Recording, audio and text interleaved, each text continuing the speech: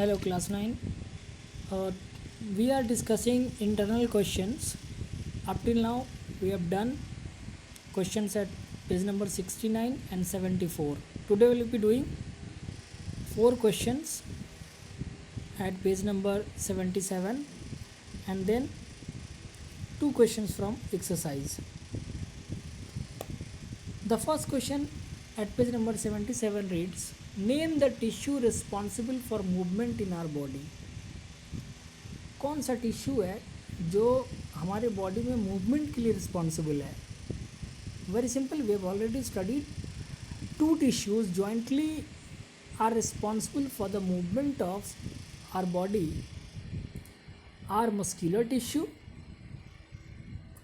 And nervous tissue. Okay, next question reads, what does a neuron look like? The physical structure of neuron. You see here it is neuron. You can see the picture.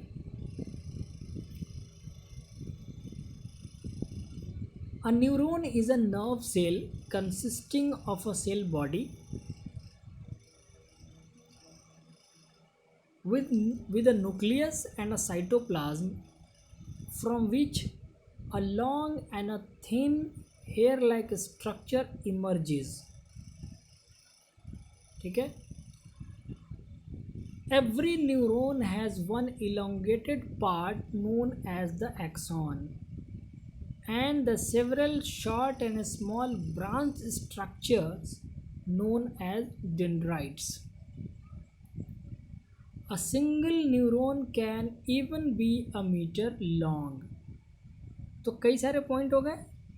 आप देखिए ये क्या है, cell body पूछा है इसने कि neuron कैसा दिखता है, तो इसके जो स्ट्रक्चर है उसको एक्सप्लेन कर देंगे कि देखो भाई ये एक ऐसा जो नर्व सेल है वो सेल बॉडी है, इसके पास एक न्यूक्लियस है, साइटोप्लाज्म है, उसके बाद हेयर लाइक स्ट्रक्चर उसके अंदर से इमर्ज होते हैं जिनको कि हम बाद में क्या कहते हैं, डेंड्राइट्स. फिर एक लंबा सा एलोंगेटेड पार्ट इसमें से निकल के आता है जिसको हम क्या कहते हैं, एक्सॉन. इसके ऊपर एक ब्लू कलर का जो सीथ है, कवरिंग है, उसको माइलिन सीथ कहते हैं. उनकी जो जॉइंट्स होती हैं, नोट्स होते हैं, उनको हम क्या कहते हैं, नोट्स ऑफ रनवियरा कहते हैं. उसके बाद several short and small branch structure है, आप देखिए साइटोन से जुड़ा हुआ, उसको डेंड्राइट्स कहते हैं. फिर लास्ट में जो है वो पॉइंटेड स्ट्रक्चर्स हैं, उनको नर्व एंडिंग साइनेप्स भी कहते हैं हम लोग उसको. और इसकी जो टोटल लंबाई है वो 1 मीटर लंबी हो सकती है. ठीक है. उसके बाद आप इस क्वेश्चन के साथ स्ट्रक्चर ज़रूर बनाइएगा, ठीक है ना. हाँ, जब भी इस तरह का क्वेश्चन पूछे तो स्ट्रक्चर बायोलॉजी में बहुत इंपॉर्टेंट होता है. जब भी ये क्वेश्चन पूछे, चाहे कि वो स्ट्रक्चर नहीं पूछ रहा है हमसे, नहीं मांग रहा है, लेकिन एक्सप्लेनेशन तो मांगा है ना, तो जब हम इसको लिखेंगे तो साथ में इसका फिगर बना देंगे तो ज़्यादा इफेक्टिव हो जाता है हमारा आंसर. ठीक है ना. अगला क्वेश्चन है इसी में, third, give 3 features of cardiac muscles. Cardiac muscles के 3 फीचर्स देने हैं. सबसे पहले तो कार्डियक मसल होते क्या हैं ये लिख दीजिएगा. जब भी इस तरह का क्वेश्चन आए कि फ़ीचर बताइए किसी चीज़ का, तो पहले वो चीज़ है क्या ये ज़रूर एक्सप्लेन कीजिए. ये तरीका होता है आंसर करने का. Give 3 features of cardiac muscles. तो सीधे इसके फीचर पे नहीं चले जाएंगे, पहले कार्डियक मसल है क्या वो बताएंगे. ठीक. So the cardiac muscles are specialised tissues that are evolved to pump blood throughout the body. Cardiac muscles क्या हैं, एक स्पेशलाइज्ड टिश्यूज़ हैं जो कि इवॉल्व हुए हैं, इस तरह से बनावट है इनकी कि ये पंप करते हैं ब्लड को पूरे बॉडी में. ठीक है. अब आएंगे the following are the features of the cardiac muscles. पहला point, they are cylindrical in shape. पहला फीचर. स्ट्रिएटेड मसल फाइबर्स हैं ये. स्ट्रिएटेड मतलब खींचा हुआ लंबा सा है. They are uninucleated and branched. एक ही न्यूक्लियस होता है लेकिन ब्रांचिंग है इसकी. These muscles are involuntary in nature. यानी इनवॉलंटरी यानी हमारा विल इसके ऊपर नहीं चलता है. है ना। आप अपने हार्ट बीट को रोक सकते हैं, नहीं रोक सकते हैं, सांस रोक सकते हैं लेकिन हार्ट बीट नहीं, है ना, वो अपने आप ही रुकता है। Now the fourth question is what are the functions of areolar tissue. Areolar tissue के फंक्शंस क्या हैं। अगेन एरियोलर टिश्यू क्या होते हैं। Areolar tissues are typically observed in animals and they are connective tissues. They are found in between skin and muscles. They are located around blood vessels and nerves. They are present in the bone marrow. The space inside the organ is filled with these tissues. अब आ रहा है function.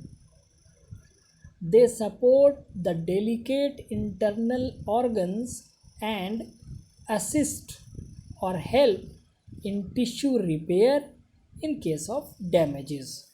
Okay, so these were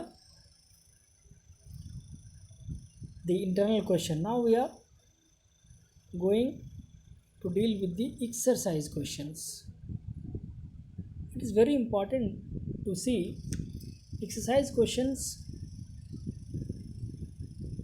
define the term tissue, सबसे पहला basic सवाल है, और ये इस चैप्टर को स्टार्ट करते हुए में ही मैंने बताया था कि टिश्यूज़ क्या होते हैं। A tissue is defined as a cluster of cells or group of cells which are similar in structure but work together to perform a particular function.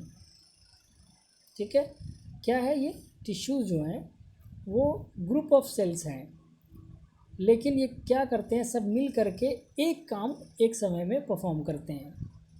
ठीक है, जैसा मैंने जब ये चैप्टर स्टार्ट हुआ था मैंने टिश्यू को बताया था कि आपके घर में जब शादी होती है तो क्या होता है, अलग अलग काम के लिए हम अलग अलग ग्रुप ऑफ लोगों को, है ना, भाइयों को कह दिया भाई तुम पंडाल देखो, है ना, कुछ लोगों से कह दिया कि तुम अपने दोस्तों को इधर लगा दो वो नाश्ते का इंतज़ाम दे के, है ना, कुछ लोगों को गेट पे खड़ा कर दिया कि आप गेस्ट को रिसीव करो, है ना। इस तरह से मतलब काम को बांट लेते हैं।